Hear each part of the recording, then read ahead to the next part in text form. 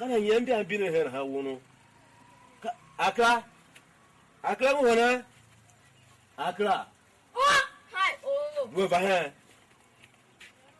kana yambi ambine baba dinga hana nga binga baba mo pa una nyambi laga wo fa una nyabi ga ma wo ya ha wo tun na kana na kwa ya nyabi hena angu ya na motunga wo ya ha wo tun ga angu ba na baba na we mama mai ubu ya kama mama sun yi abega baba mo na hanga ma kwa mu tufu na ko bujo hige tutu da kaka bujo ni yawa bujo baba de molo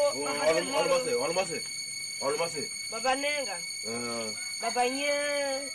baba nyenga baba pa ko de pa gwa ga ka ko ga o gande baba pa nenga alenga ha kongo la mai nyese a henje nyenza nyem yalega ana kai nyem yale num kaman munawo momo ga biya mutuwa ne hama uka we ko ne baka ha ne ga na mi bujo wa baba tine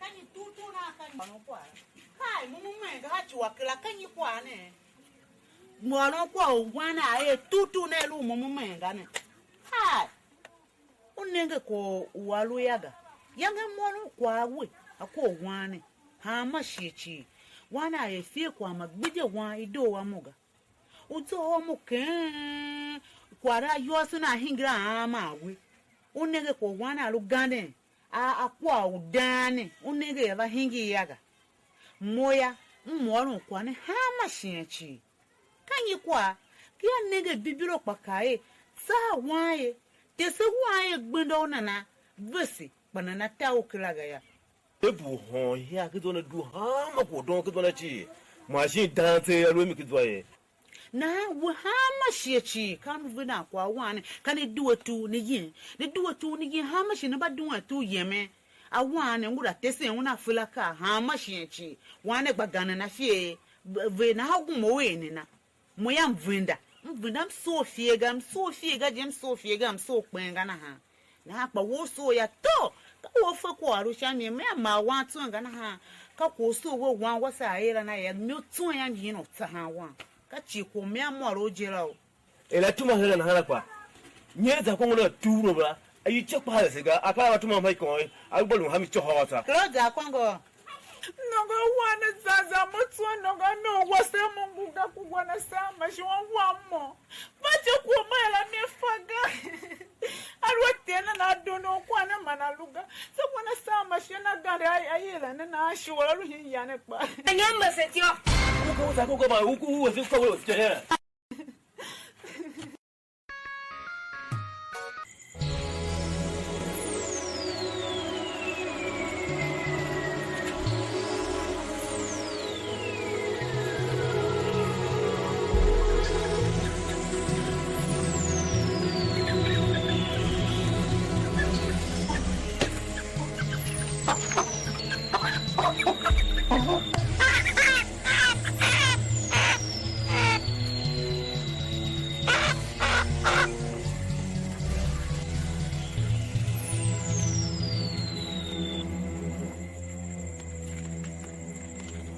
Kana kama ubahari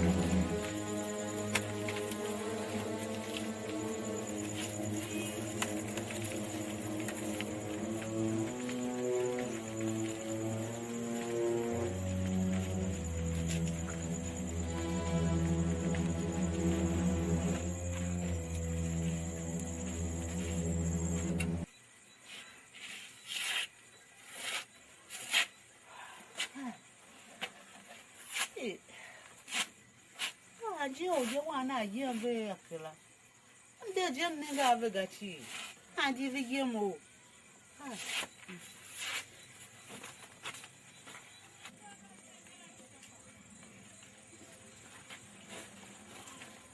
ane duone ze nde je nega ave negachi kwa nyomo yo dido ya tu za wana utolo Kongo ndero mfatoga mbo na hayi mana shi to humula za Kongo la ye ka wona mbia na hayi ka kanyi lo ve duwe Kongo mama ya mbu zomo moshimi ruhana kuve mhana Kongo yi ai mata kwa nye kwa se ko uzomo ya shimi gama kanyi jimi zo yoro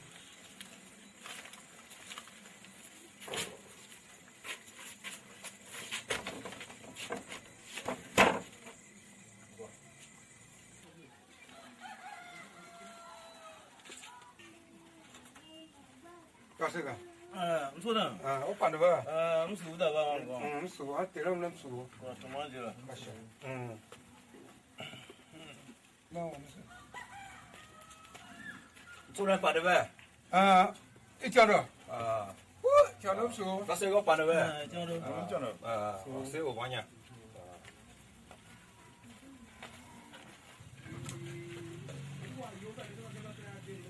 What's up, son? What's up? What's up? When you over. Bon, on so. Et ton nom, so? kwa go banyo ba ka msu What's up? Unde kiyana. Kwa zo gachi.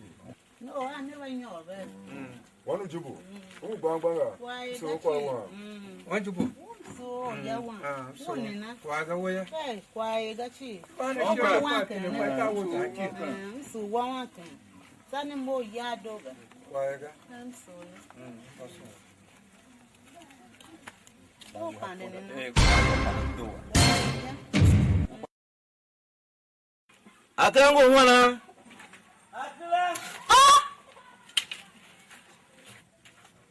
ala to pina bana bu msolo mama baba mbangi yangwa baba kumbu bu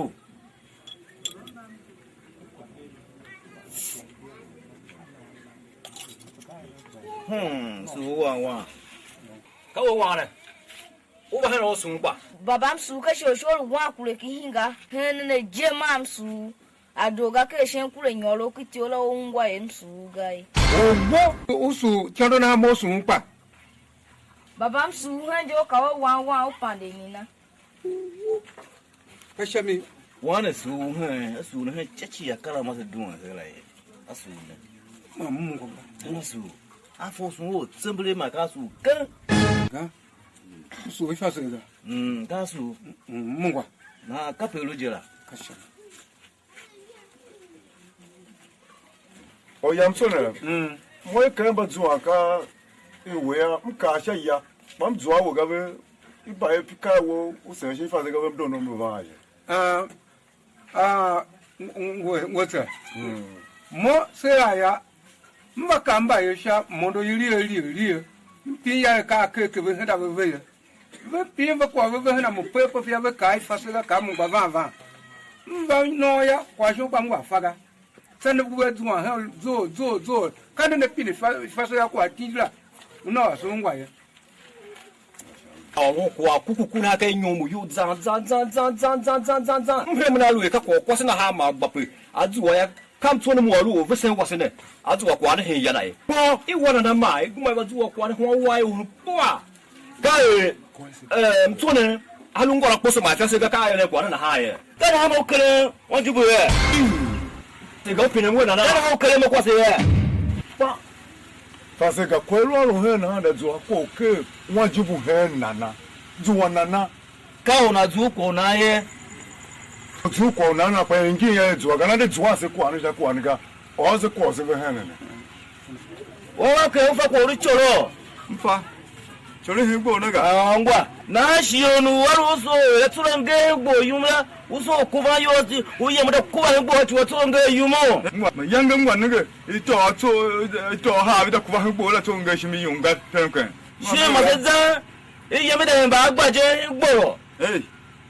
Ma na hanga. na ya ka shame kwa sawo shahama godo fati yele yawo akuma sasa sasa onne ya hanyi bunda kwa mungu kwa na kwa sawa ma ye na ha shuru ko kwa sawo ga yongu kwa sawo kan melo ko ifasika kwa yin kin mo de kayira mo fasika ba chimi yana ka mu kan ba yo ko sa su ga ce ba ka dan wa ka da kan na ha amma yan ki fa sa ga wai tukun gwa yi la mata mai yana sha ya kwa pa na wa ya kwa pa na cha be kwa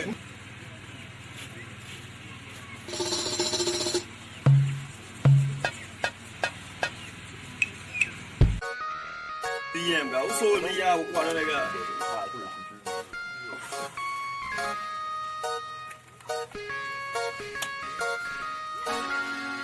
ore da ijiri shemo la na ba le shamina na akrama ko wo so wo romino jiji uga wo yi etero la kazi akla ungun wa ko tios alwalo la kwa la nam ku tero de ne pa wo jo sha ka alon haji kazi umbu wangu yenge to se si ye he uchashira sida ye ji shimi ji la ibakfaya ule ko ya za maraga ka ule wan ka foko pamutu ga ule wa ta yo yange uto da he yange emba ya meme se njira pam ya meme se mba ya ba kolom yikazi ku ya la takita wa kenu sa ye to la be kolom kolom da jiji go mutu ga yange omu ya ta da yange meme se ga pagande yange payando za yang ba se he bere ule wa ta ba jogzi unenge na ko wana one mimi nguke achungu yam nenge hashia nenge histo chande ye count kambila ka iwa utamala hake yam tile shate namnu nenge utama yangu hocha yaminge ngunene ya wana ngoro kamimi kazi jos je frère wa kam yamu necklace 2500 na la kaf na hana luwe jira kai mimi ga olone kama shesilu slakini alu nyashi na lokpere just now babo wangu e kwaso gehi utsengu kaso utsengu lushila kwasa tembo smart bia kwaso ya nuna kwesi za kula numbuga babo waona zuwa nyaleki alu ni dangu nyaleki hige nyaleki akijema he kwaso lao alu ni tindi tumwa ile nyaleki la ngona tona da yemo na washimi babo adili na kasemba jakwa ngetse alu kwaso jakwa nguheve uwe zungweno kaona za hekeke ke kwaso alu vende ka kusula ka ono utame wu ka kya kwasengula ka kokwa ka kwasengwa ngo dila kwaso na yema kwala asa Sebastian King this night amu avana vai bada one alu sizayo mumulu ne kijime muchije na mi sashi mu wa jingi shami ba yile ha chupa bona nege mu na faga ya ba to chu tsembele ha chupa bo achi shima ne gbeji o hanja ga yo na nane nyale kilaga na pade gbuje wane ga o ha chuka telemo akwa loje la mo no o tame wo mfa ta we chima o la ta we chime asembe den soja na ha ba su za mfa ma eluchi una na kwa nyale kanyale bono sula zuwa mi shemela chi yaka wujira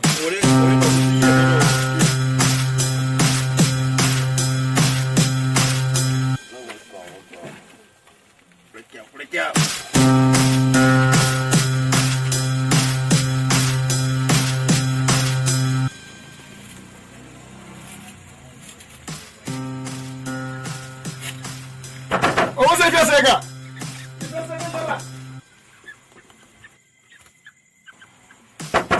Sega yaba.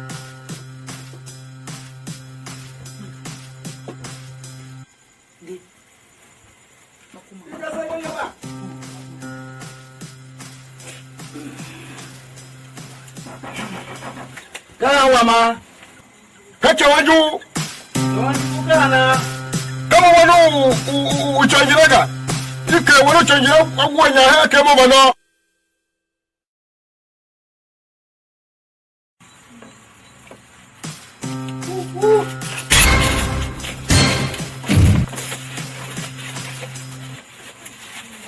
hijayo kaji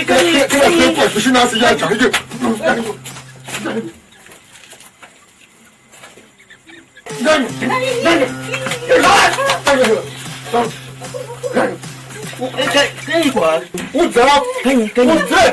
Kanyi kwa. Kanyi. Uza so bi haka so ni hapa. Kanyi. Una te so bi aba ta ga ho sto cholo. Kanyi no. Gante ka so da doga. Ka so doga. Ka doga.